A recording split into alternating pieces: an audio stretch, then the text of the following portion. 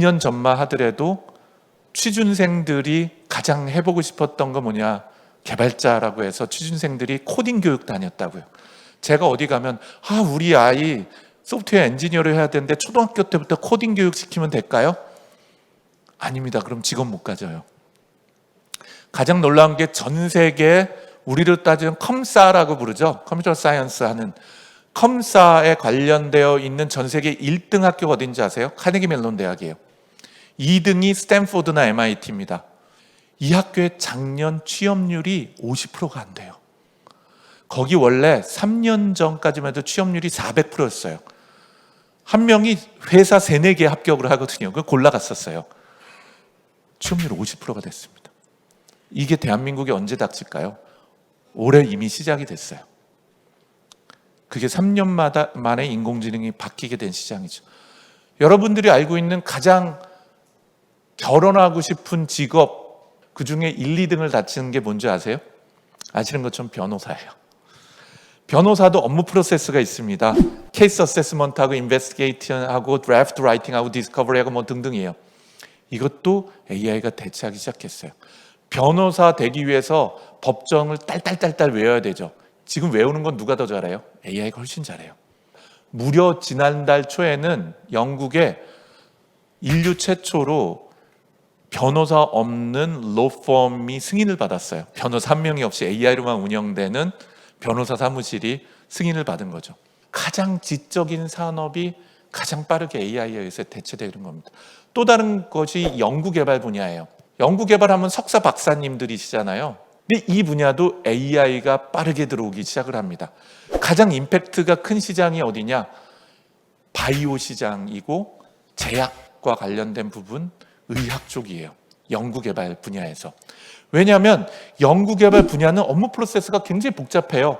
뭔가 계약을 하고 실험을 하고 분석을 하고 뭔가 논문을 쓰거나 특허를 쓰고 뭐 이런 것들의 반복이거든요.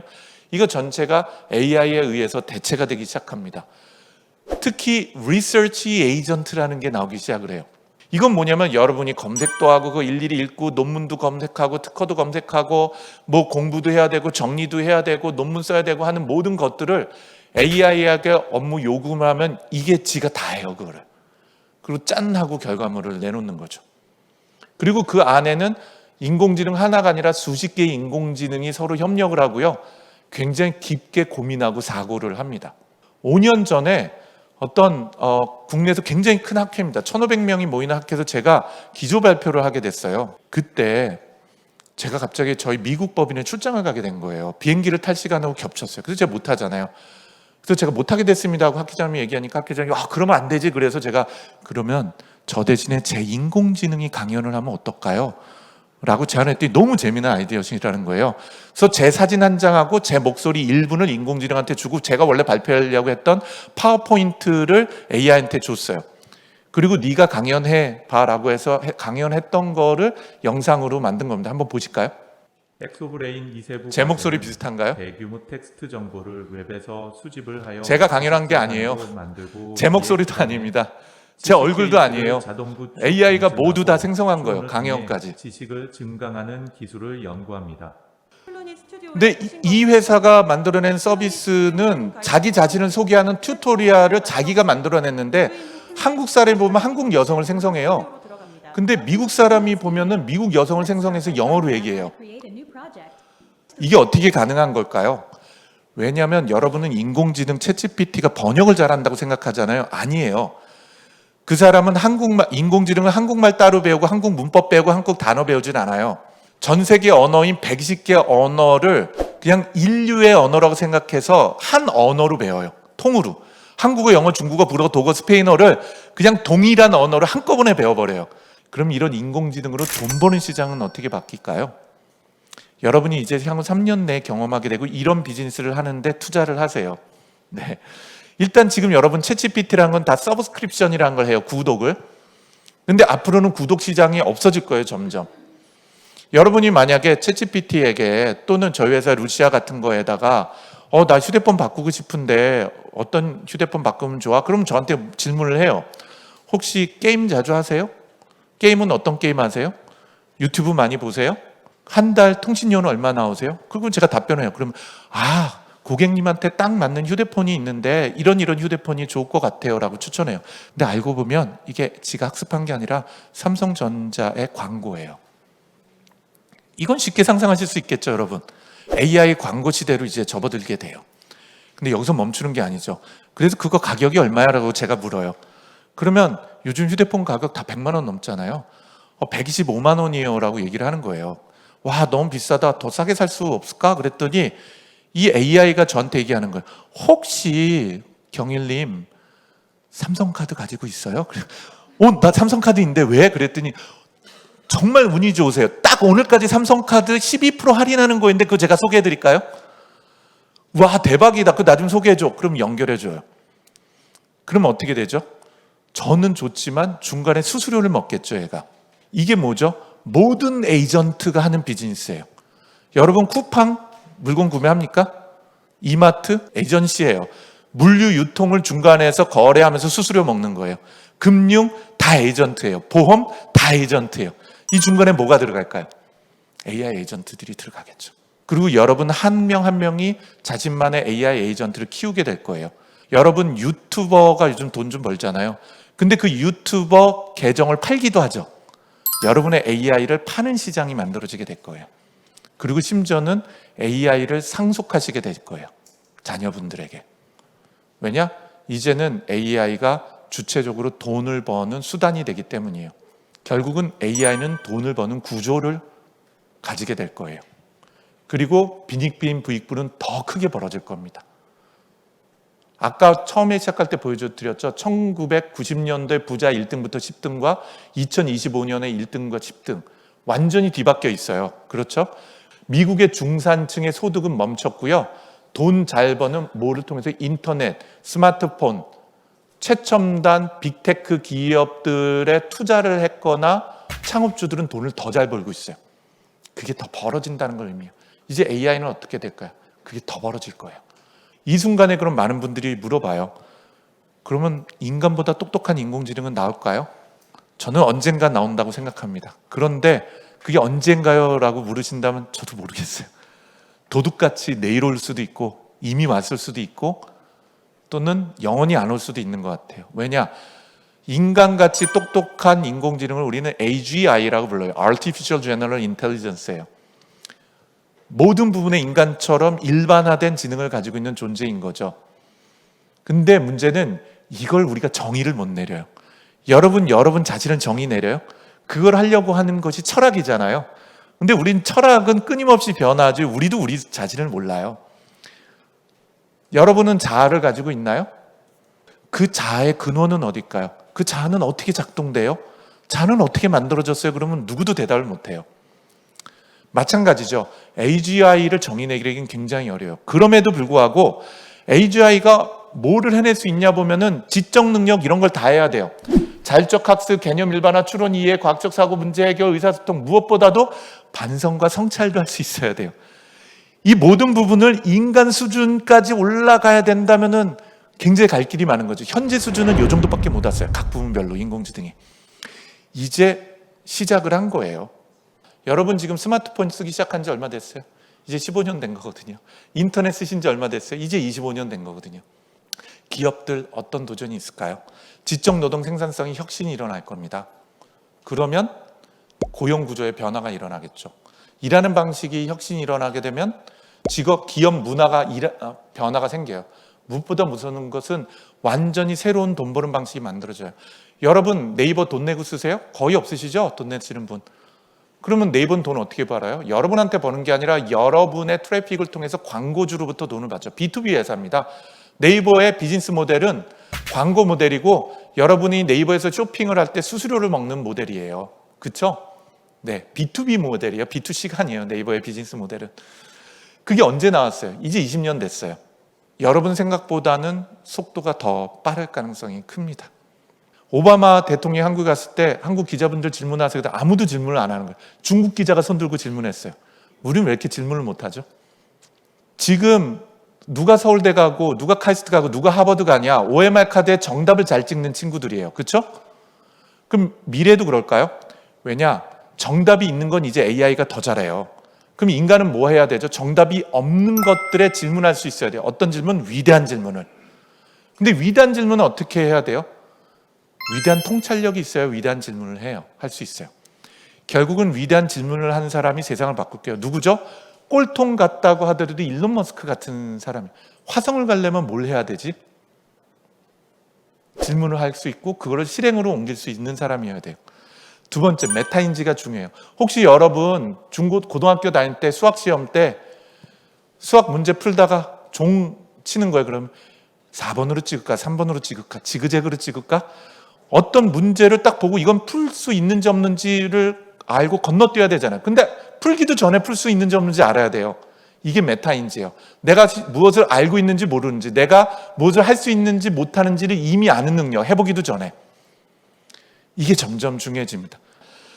자, 이제 마지막 장표입니다. 제가 질의응답 시간까지 많이 뺏어 먹었는데요. 이렇게 지적노동으로 돈을 엄청 벌었던 사람들이 있습니다. 15세기를 우리는 르네상스 시대라고 그러죠. 르네상스 시대의 화가들이 돈을 엄청 벌었어요. 왜? 귀족들과 왕의 초성 하나 그려주면은 1년 먹을 거를 다 받았거든요. 근데 16세기 말 17세기 사진기가 나오게 됩니다. 근데 이 사진기 때문에 더 이상 초상을 안 그려서 화가들이 굶기 시작하고 병에 걸려 죽습니다. 여러분 알고 있는 유명한 그 당시 화가 다 굶어 죽고 병들어 죽었어요. 그러다 어느 화가가 고민을 합니다. 아, 사진기가 찍은 걸 봤는데 아름답지가 않은 거예요. 도대체 아름다움이 뭐지? 라고 고민하다가 어느 날 이 그림을 들고 옵니다. 일출이라는 그림입니다. 이 그림의 시작은 사진기였어요. 화가가 사진기를 이렇게 보다가 사진기의 렌즈를 통해서 분산되는 거를 보고 야, 이거 아름답네 싶어서 그림 자체를 그렇게 그린 거예요. 그리고 거기서 아름다움을 느낄 수가 있었죠. 인류 최초로. 어떤 사람은 이 그림이 아름답다고 얘기합니다. 아름다우세요? 동의하십니까? 제 딸이 미술을 전공했어요. 그래서 제가 물어봤어요. 이 그림이 왜 이렇게 유명한가? 큐비즘이라 그러죠. 그랬더니 제 딸이 그런 거예요. 저를 보면서 아빠 그렇게 뭐 유명한 듯 하더니 이런 것도 몰라? 그런 얼굴 표정으로 사물이 가지고 있는 본질을 끄집어내서 재구성할 수 있는 능력을 인간이 가지고 있다는 걸 보여줬기 때문에 아름답대요. 그 얘기 딱 듣고 보니까 아름다워요. 우리는 모든 것을 재정의할 수 있는 능력이 있어요. AI 시대에 우리가 하는 것은 지적 노동을 재정의할 겁니다. 부의 지도를 재정의할 겁니다. 돈 버는 방식, 비즈니스 모델을 재정의할 거예요. 그리고 그런 세상에서 이 방송을 보시거나 여기 계신 분들에게 새로운 성장의 시기가 되기를 기원드립니다. 이상 마치겠습니다. 감사합니다. 지금부터 이제 질의응답 시간을 가질 텐데요. 혹시 지금 질문하실 분 계시다면 손 들어 주실까요? 네. 우선 그 질문 자체를 제가 좀 바꾸면 전 대체되지 않는다고 생각합니다. 직업의 흔들림은 있을 거예요. 근데 직업이나 일은 이동하고 일하는 방식이 바뀌고 역할이 바뀐다고 생각해요. 그러니까 AI가 대체되지 않는 거죠. 쉽게 얘기한다면 택시 기사님이 예를 들면 인력거건을 대체했다고 볼 수가 있나요? 저는 그게 아니라 일하는 방식과 직업이 변화가 생겼다고 생각을 합니다. 그래서 저는 AI가 인간을 대체한다고 생각은 하지는 않아요. 다시 얘기하면은 기자가 없어지고 AI 기자가 나올까? 저는 그렇게 생각하지 않습니다. 기자분들은 더 기자다운 일을 하실 거예요. 취재하시고 진실을 밝히셔요. 글은 AI가 쓸 수도 있어요. 기사는. 결국은 일하는 방식이 바뀔 가능성이 훨씬 더 크다고 저는 생각을 합니다. 그럼에도 불구하고 인간에게 더 중요한 역할이 무엇이냐라고 묻는다면 저뿐만 아니라 많은 분들이 크게 세 가지 요소를 얘기합니다. 첫 번째, 몸을 얘기해요. 몸을 얘기하는 것은 실제로 지적이면서 동시에 몸을 쓰는 직업들이 생각보다 굉장히 많습니다. 많은 분들은 그 배관공 얘기도 해요. 플러머라고도 하는데 캐나다에서 우리 배관공이라고 알죠? 우리 하수구 맡았어요. 부르면 우리 상상으로 보면 직업이 되게 하찮은 직업일 거라는 상상을 해요. 근데 일주일 후에 오거든요. 캐나다에서. 미국도 시골 가면 그렇고 그 일주일 후에 올 때 뭐 타고 오는 줄 알아요? 벤츠나 BMW를 타고 와요. 일주일 후에 와가지고서는 고치는데 1시간도 안 걸려요. 그리고 얼마 받아가는 줄 아세요? 한 6, 70만 원을 받아가요. 이분의 한 달 월급에 해당이 되는 수입이 거의 1,000만 원에 달아요. 우리로 보자면. 왜냐? 배관공이라는 게 전문 지식도 필요하지만 집집마다 우리나라 아파트여서 그게 문제인데 캐나다는 집이 다 단독주택이니까 다 다르게 생긴 거예요. 고치는 방식이 다 달라요. 이런 직업일 가능성이 있는 거죠. 미래 몸도 필요하지만 변수도 많고 그리고 똑같이 반복되는 패턴이 아닌 것들, 그 AI가 하기가 어려운 것들이잖아요. 특히 몸에 해당이 되는 건 우리 신체 정도에 갖는 로봇이 나오는 건 생각보다 오래 걸릴 거예요. 공장에는 휴머노이드 같은 로봇이 들어가겠죠. 그건 반복 업무니까. 근데 저는 봄날에 개울가를 걷다가 살랑바람에 머리카락이 날리면서 영감을 떠오르거든요. 네, 이거는 생각보다 훨씬 오래 걸릴 거예요. 우리 신체가 가지고 있는 이. 그래서 이거는 제가 강조하는 게 그냥 제 얘기가 아니라 인지과학이라는 분야가 있습니다. 인지과학을 Cognitive Science라는데 여기서는 몸이 없는 인공지능은 불가능하다고 봐요. 그래서 몸 안에 지능이 내재됐다고 봅니다. 그래서 우리는 몸과 마음이 하나인 거죠. 그래서 말씀드린 것처럼 몸에 해당이 되되 지적인 노동을 같이 하는 게 굉장히 중요하다라는 말씀을 또 드릴 수가 있어요. 그 다음에 인간한테 중요한 건 뭐죠? 바로 사회예요. 사회. 사회라는 것은 사회성을 물론 채팅만 갖고도 할 수 있지만 사실 우리 여전히 이렇게 오프라인 만나고 그리고 안아주고 아이 컨택을 하잖아요. 네. 점점 중요해지는 것 중에 하나가 바로 공감이 될 가능성이 굉장히 큽니다. 공감도 지능 중에 하나고요. 공감도 뇌작용 중에 하나입니다. 공감 능력 키우려면 어떻게 해야 될까요? 나가 놀아야 돼요. 그래서 잘 노는 것도 굉장히 중요한 우리 호모사피엔스 종족의 중요한 역할이 되리라고 저는 생각을 합니다. 예, 굉장히 중요한 질문이신데요. 일단 양극화가 심해질 거는 이미 시작이 된 상태예요. 그거는 거스를 수는 없을 것 같아요. 근데 이제 국가가 해야 될 것하고 개인이 해야 될 것이 있는데 그 내용을 잘 보면 유럽이 고민하고 있는 것을 보면 돼요. 유럽은 AI 선진국이 아니에요. IT 선진국도 아닙니다. 심지어는 유럽에 네이버 같은 게 있나요? 없어요. 쿠팡 같은 데가 있나요? 없어요. 유럽은 사실은 전통적으로 효과성을 중요시 여기는 국가들임에도 불구하고 IT 시대에는 효율성을 선택했어요. 당장에. 그래서 뭘 도입했죠? 구글이 유럽을 다 먹었어요. 검색 서비스로는. 아마존이 유럽을 다 먹었어요. 쇼핑 서비스로는. 그런데 그 20년이 지나고 나서니까 유럽은 가진 게 없는 거예요. 그리고 매일같이 유럽에서 그 부를 쪽쪽 빨아가는 애들이 미국 회사들인 거죠. 그럼 어떻게 해야 되죠? 국가 차원에서 EU 전체 차원에서 부를 빠져나가는 걸 막아야 되죠. 그래서 법률을 만들고 있어요. 예, 부가 쌓이는 것에 AI를 뿐만 아니라 IT 부가 쌓여진 건데 세금을 더 강하게 물겠다는 거예요. 돈 여기 놓고 가. 그리고 데이터가 미래에 중요해지게 되잖아요. 인공지능으로는요. 내가 인공지능하고 얘기하는 거 얘가 계속 학습할 거 아니에요. 이 데이터도 우리나라에 너 다 두고 가. 미국으로 못 가져가 하는 거죠. 그래서 세금을 물린다거나 AI 발전의 근간이 되는 것들을 하는 거죠. 또 다른 건 뭐냐면 너 우리나라에서 인공지능 서비스를 하고 싶어? 그럼 우리나라 안에다가 데이터 센터, 컴퓨터 센터 설립해. 그리고 우리나라에서 고용 창출하거나 우리나라에서 그걸 운영해. 라고 법률 규제를 만들고 있는 거예요. 이런 걸 묶어서 소버린 AI라는 주제를, 이게 국가 관점에서 국가의 AI를 키우겠다라는 거거든요. 근데 소버린 AI가 지금 정의도 없어요. 각 나라별로 생각이 다르거든요. 그 중에서 제일 열심히 하는 데가 중국이에요. 중국은 표현을 AI 굴기라고 붙이고요. 어마어마한 정부 투자를 하고 있습니다. 두 번째는 여러분들도 거기에 참여를 할 수가 있어야 되겠죠. 대한민국 국민이 전 세계에서 AI를 제일 잘 쓰는 국민이 되면 대한민국 시장에서 AI 기업들이 경쟁을 하고 거기서 살아남은 기업이 위대하게 될 거예요. 직업으로 보면은 소프트웨어 개발자가 되나 인공지능 개발자가 되면 아닙니다. 그거는 오히려 망하는 지름길일 수 있어요. 오히려 버티컬 도메인으로 깊게 들어가셔야 돼요. 생물학을 하셔야 돼요. 오히려 깊게 들어가야 되고 오히려 물리학자가 돼야 돼요. 그리고 AI를 도구로 사용할 수 있는 능력이 굉장히 중요해지는 거예요. 그런 것들을 개인들이 노력해야지 되는 시기가 너무나 빠르게 다가오고 있다고 생각을 합니다. 대표님께서도 AI처럼 아주 막힘없이 갑작스런 질문에도 이렇게 대답을 잘해주시는데 저희가 사전 질문 또 정말 많이 받았거든요. 그 중에서 이재명 정부가 이제 새롭게 출범을 했는데 AI 산업에 대한 지금 이야기를 많이 하고 있단 말이에요. 관련된 부서도 많이 신설을 하고 있고 이 부분 우리 대한민국 산업계에 어떤 영향을 미칠 걸로 보십니까? 정부 역할이 굉장히 중요하죠. 그 산업적 지형이 바뀔 수 있냐? 제가 낙천적으로 보기는 어려워요. 그 얘기는 정부가 그렇게 투자한다고 자연스럽게 되지는 않을 거란 겁니다. 굉장히 치열하고 굉장히 많은 고민과 그리고 도전이 있을 거라는 겁니다. 왜냐? 미국은 100조가 아니라 1000조를 투자를 하거든요. 1000조를. 근데 우리나라는 5년 동안 100조 투자하겠다는 거거든요. 사실 경쟁하기 쉽지가 않은 문제예요. 그럼 어떻게 되죠? 돈만 갖고 하기는 불가능해요. 힘을 합쳐야 돼요. 지금 삼성, LG, 네이버가 경쟁을 하는데 그게 아니라 힘을 합쳐야 됩니다. 그리고 그 중심에 정부가 정책적인 적절한 베니핏을 제공해야지 그게 작동이 되겠죠. 어쨌든 산업이 어떻게 바뀔 거냐라고 본다면 대한민국 여전히 전 세계 3등 안에 들 수 있는 원천 기술 개발할 여력이 있습니다.